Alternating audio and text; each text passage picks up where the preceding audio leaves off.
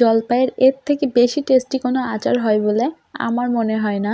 আমার খাওয়া সবচেয়ে বেশি টেস্টি আচার, সেটার রেসিপি আজকে আপনাদের সাথে শেয়ার করব। আসসালামু আলাইকুম এভরিওয়ান, আর এস লাইফস্টাইল চ্যানেলে আপনাদের সবাইকে স্বাগতম। আজকে আমি হাজির হয়ে গিয়েছি এই যে জলপাইয়ের আচার তৈরি করার জন্য। জলপাইয়ের আচার তৈরি করার জন্য এখানে আমি 1.5 কেজি মতো জলপাই নিয়ে নিয়েছি। এখন এই জলপাইগুলো পরিষ্কার পানি দিয়ে আমি ধুয়ে নিচ্ছি। খুব ভালোভাবে পানি দিয়ে ধুয়ে পরিষ্কার করে নিচ্ছি। জলপাইগুলো আমি ধুয়ে পানি ঝরিয়ে নিয়ে এখন কিন্তু কেটে নেওয়ার জন্য চলে এসেছি। আর এখানে দেখুন আমি কিন্তু জলপাইগুলো খুব সুন্দর করে পর কেটে নিচ্ছি। এটা কিন্তু একদম ছাড়িয়ে ফেলছি না, গাটা কেচে কেটে দিচ্ছি। সেটা আপনারা কিন্তু দেখলেই বুঝতে পারছেন।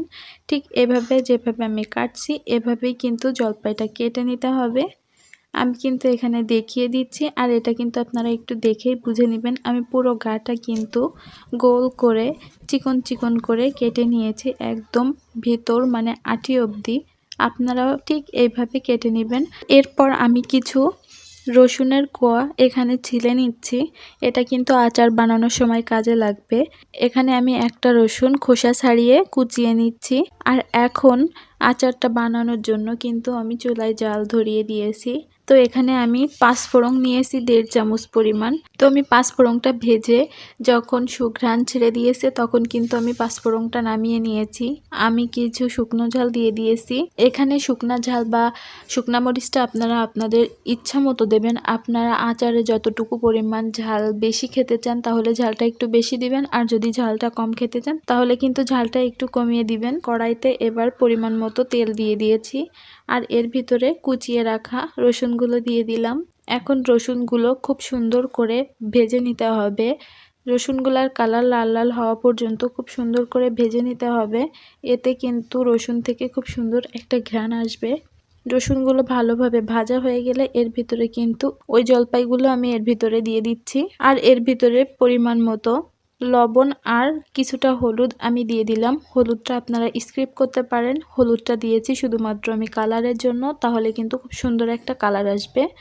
আর এখানে আমি সামান্য একটু শুকনা মরিচের গুঁড়া দিয়েছি, এটাও দিয়েছি সুন্দর একটা ফ্লেভার আর কালার আনার জন্য। এটা আপনারা চাইলে দিতে পারেন, না চাইলে কিন্তু নাও দিতে পারেন। আমি যেহেতু আচারটা চিনি দিয়ে তৈরি করব, তাই সুন্দর একটা কালার আনার জন্যই কিন্তু আমি শুকনো মরিচের গুঁড়া আর হলুদটা ব্যবহার করেছি। আপনারা যদি গুড় দিয়ে তৈরি করেন তাহলে কিন্তু এখানে শুকনা মরিচের গুঁড়া আর হলুদটা না দিলেও হবে। আর এখানে কিন্তু আমি সুন্দর করে জলপাইগুলো তেলের ভিতরে দিয়ে নাড়াচাড়া করে ভাজার কারণে কিন্তু জলপাইয়ের কালারটা হালকা চেঞ্জ হয়ে গেছে। এখানে খুবই আস্তে আস্তে জাল দিয়ে কিন্তু এটা একটু নাড়াচাড়া করে নিতে হবে, তা না হলে কিন্তু জলপাইয়ের উপরটা পুড়ে যেতে পারে। আর পুড়ে গেলে কিন্তু আচারটার কালার এবং ভিতরটা একদমই সফট হবে না, খেতেও ভালো লাগবে না। হালকা নাড়াচাড়া করে এর ভিতরে কিন্তু আমি 1 কাপ পরিমাণ চিনি দিয়ে দিচ্ছি। আমার জলপাইটা একটু বেশি টক ছিল, তাই চিনির পরিমাণটা আমার একটু বেশি লেগেছে। আপনারা যেমন মিষ্টি খেতে চান সেই পরিমাণ অনুযায়ী চিনিটা দিয়ে নেবেন। এখানে কিন্তু আপনারা চিনির পরিবর্তে গুড়টাও ব্যবহার করতে পারেন। এখন চিনি দিয়ে ভালোভাবে নাড়াচাড়া করে দিচ্ছি। চিনিটা গলে যাওয়া পর্যন্ত কিন্তু অপেক্ষা করব। এখন কিন্তু জাল করতে চিনিটা গলে গিয়েছে। এখানে জলপাইগুলো নেড়ে দিচ্ছি। এখানে কিন্তু খুব বেশি নাড়াচাড়া করা যাবে না, তাহলে কিন্তু জলপাইটা ভেঙে যেতে পারে। সিদ্ধ হওয়ার পর এটা কিন্তু এমনিতেই অনেকটা সফট আর নরম হয়ে গিয়েছে।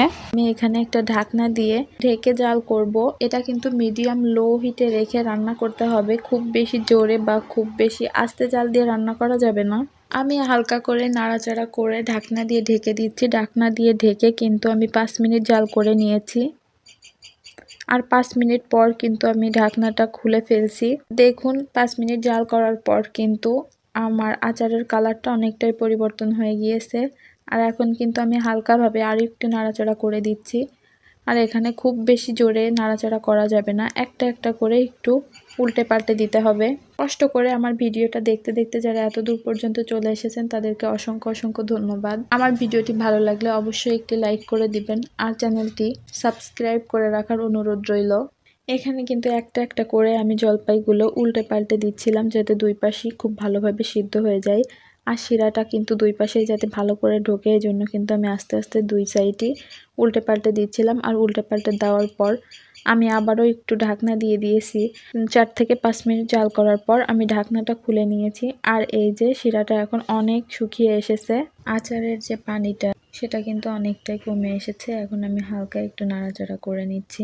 আগে থেকে ভেজে গুঁড়া করে রাখা 5 ফোড়নের গুঁড়া আর শুকনা মরিচের গুঁড়াটা আমি এখন দিয়ে দিচ্ছি।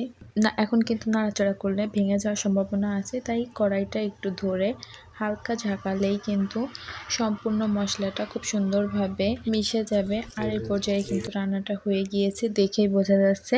আর এটা ঠান্ডা হলে কিন্তু আমি আরো একবার আপনাদের দেখিয়ে দিব। এর যে রসটা ছিল এটা কিন্তু অনেকটাই টেনে নিয়েছে।